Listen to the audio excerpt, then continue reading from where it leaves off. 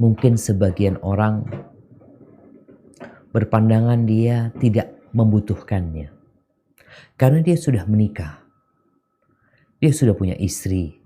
Dia sudah punya suami. Sehingga seakan-akan kajian kita ini hanya untuk mereka yang akan menikah. Padahal tidak. Kita pun yang sudah berkeluarga.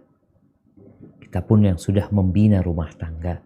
Sejatinya pasangan hidupmu adalah cerminan dari dirimu. Ketika kita baik, insya Allah, sambil berjalannya waktu, ya rumah tangga itu akan menjadi lebih baik. Tapi kalau ternyata salah satu pasangan itu tidak sesuai dengan diri kita, maka cermin itu akan pecah. Karena memang tidak ada kesesuaian di antara keduanya. Nikah itu indah, jemaah. Makanya kenapa sering ditanya yang belum nikah, kenapa belum nikah? Kenapa masih menjomblo? Ada apa sebenarnya?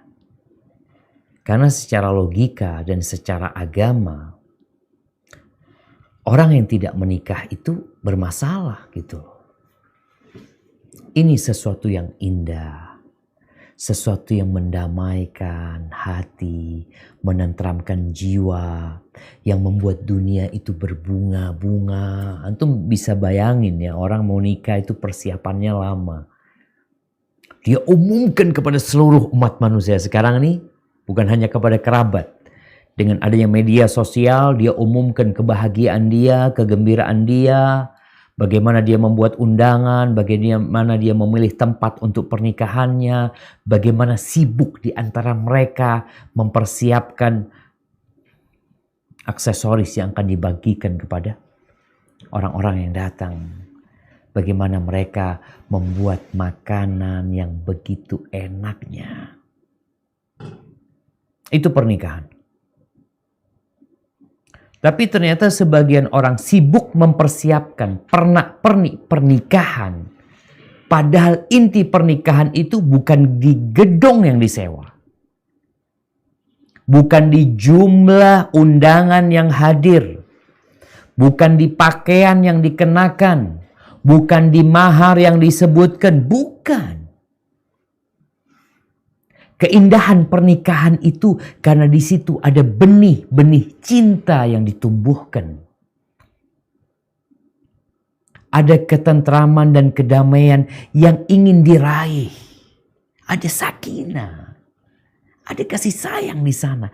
Itulah yang menjadikan pernikahan itu indah. Bukan di undangannya, bukan di kambing yang dipotong. Tidak sedikit orang-orang yang biaya pernikahannya menelan ratusan juta, tapi pernikahannya tidak bertahan lama. Bahkan pernikahan itu menjadi neraka buat dua keluarga.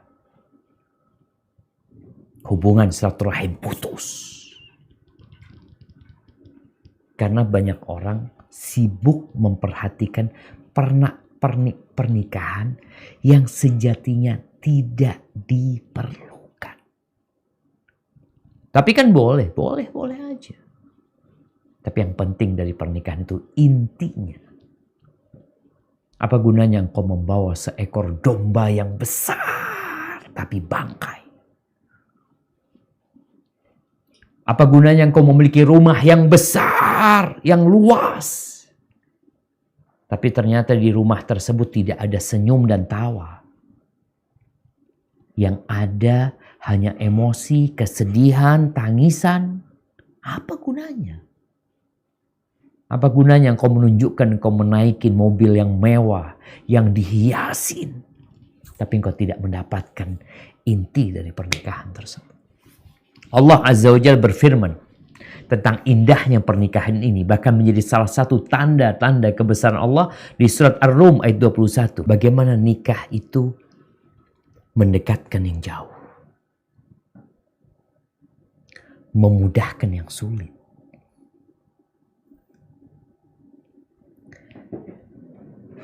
Gunung didaki. Lautan diseberangi. segala tantangan dia hadapi untuk meraih cinta dan kehidupan yang penuh dengan kedamaian. Dua insan yang mulanya tidak saling kenal, mulanya tidak ada benih-benih cinta di antara mereka, tatkala ada akad nikah yang digelar, yang disaksikan tanpa ada yang disembunyikan, diumumkan nikah itu jemaah. Orang kalau pacaran, orang kalau berzina, sembunyi-sembunyi dia. Tapi orang menikah, satu kampung diundang. Satu kampung dikasih undangan, fadhal. Insyaallah hari Ahad depan anak mau nikah. Tapi ketika engkau melakukan dosa, engkau akan sembunyikan hal itu. Itulah tanda-tanda kebesaran Allah Azza wa Jalla. Betapa indahnya pernikahan dan betapa buruknya perceraian.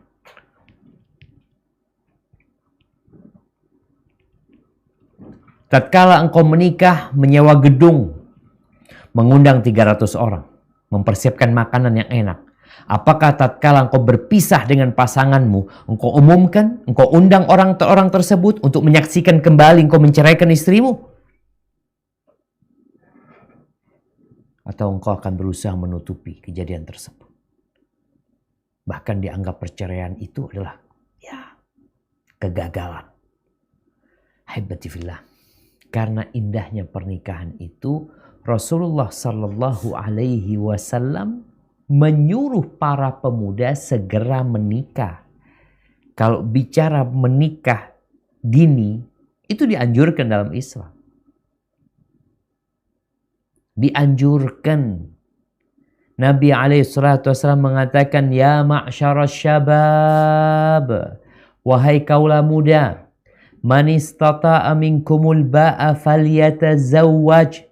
Barang siapa di antara kalian memiliki kemampuan. Ingat, yang menikah itu yang punya kemampuan.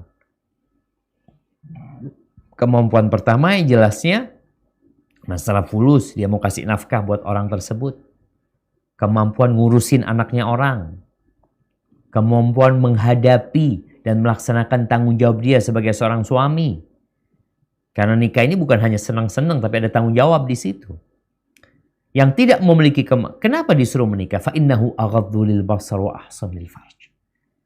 Karena menikah itu akan membantumu untuk menundukkan pandangan dan menjaga kemaluanmu. Engkau punya nafsu, engkau punya syahwat yang kalau tidak disalurkan, ya entah kemana akan lari.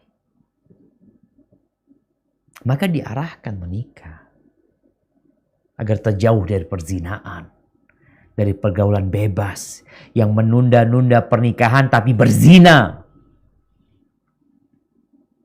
Tidak sedikit kita melihat sekarang anak-anak SMP, SMA yang udah gak gadis lagi. Mereka udah berzina. Bahkan anak SD pun sudah ada yang ditemukan berzina. Lalu kita berpikir untuk menunda pernikahan mereka, merusak masa depan anak-anak dengan berzina, demi menyelamatkan pernikahan mereka. Mereka udah rusak sebelum nikah. Solusinya apa? Dinikahkan. Oh gimana? Belum siap? Ya kalau belum siap, kata Nabi SAW, puasa. Puasa. Diajarin tuh anak-anak muda puasa. Dijauhkan dari fitnah-fitnah. Haibati fillah, ya. Tapi kita sebagai seorang ustadz hanya bisa memberikan arahan. Ada beberapa yang menyebabkan orang menunda pernikahan. Padahal dia sudah mampu. Di antara penyebabnya takut gagal. Ya. Orang kalau takut gagal itu harus belajar. Supaya tidak gagal. Bisnis aja diperlukan pelatihan. Ada training. Kadangkala kita perlu motivator yang memotivasi kita.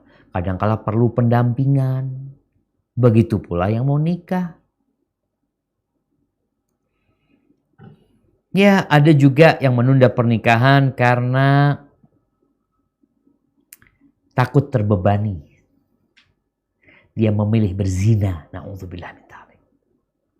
Takut terbebani ketika dia menjadi seorang suami, dia ya harus pulang ke rumahnya, nggak bisa lagi seperti dulu, dia berangkat kemana-mana tanpa ada yang menegur dia, ada yang menanti dia.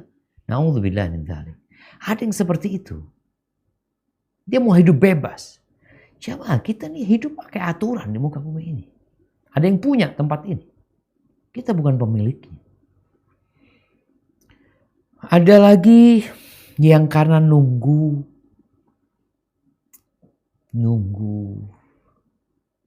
jadi pegawai. Jadi kalau masih kerjanya wira swasta, kerjanya serabutan, aduh nggak enak lah ini itu. Padahal nggak harus nggak jadi pegawai. Pegawai aja sekarang di PHK.